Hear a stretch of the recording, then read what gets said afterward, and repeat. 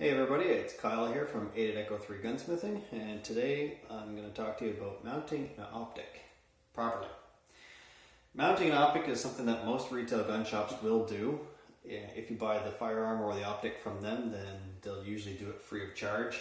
And even if you don't buy either one of those two items from them, they will still offer the service, but they'll charge you maybe about $40 to do it. It's not a complicated operation. It takes maybe about 10 minutes. But there's a process to follow to do it properly, and that's what most retail gun shops and most gun owners don't know how to do. They don't understand the relationship between the optic, the firearm, and the shooter, and the variables that can influence that, and therefore influence your results downrange. And that's what I'm going to clarify today. So first things first, what you need is your firearm, you need your optic, you need a set of scope rings, you need a feeler gauge, you need a screwdriver, you need a torque driver, you need a blank piece of paper, and you need a scope leveling kit.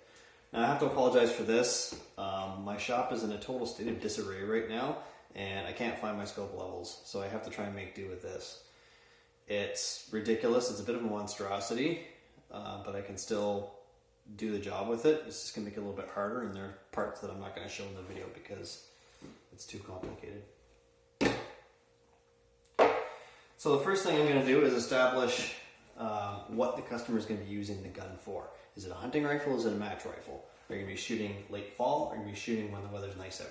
That's going to have an impact on the way I set up the scope. So if it's a hunting rifle, and my customer is going to be using it in late fall, then I will have him wear that heavy coat that he's probably going to be wearing, and I'm going to set that up with him holding it in the rifle in the standing position, because that's the position, and your clothing will affect the eye relief on your scope, and that will definitely affect your shooting. If the eye relief on your scope is not set properly, you are going to be causing a lot of problems for yourself trying to shoot later.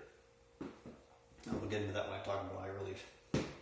So the first thing I'm going to do is, after having confirmed what the rifle is being used for, I'm going to check the fit of the rifle and the clothing and the position. In this case, what I've got here is a Savage 10, and this has what's called the AccuFit system. The AccuFit system is something that Savage developed that uses spacers to adjust the length of pull and to adjust the height of the comb. So I've already set this rifle up to fit me,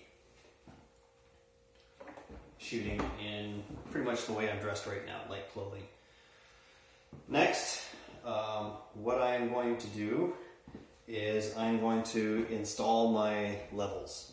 So what I do is take my level, and I'm going to lay it across the rings. So I put the rings on, and this is just to get it level. Okay, that's level. And then what I'll do is I'll take my barrel level, and I'll install that on the barrel and set that level, so that I have my indicator of level on my barrel. Then what I'm going to do is I'm going to pause this, and we're going to change positions here and carry on with another video.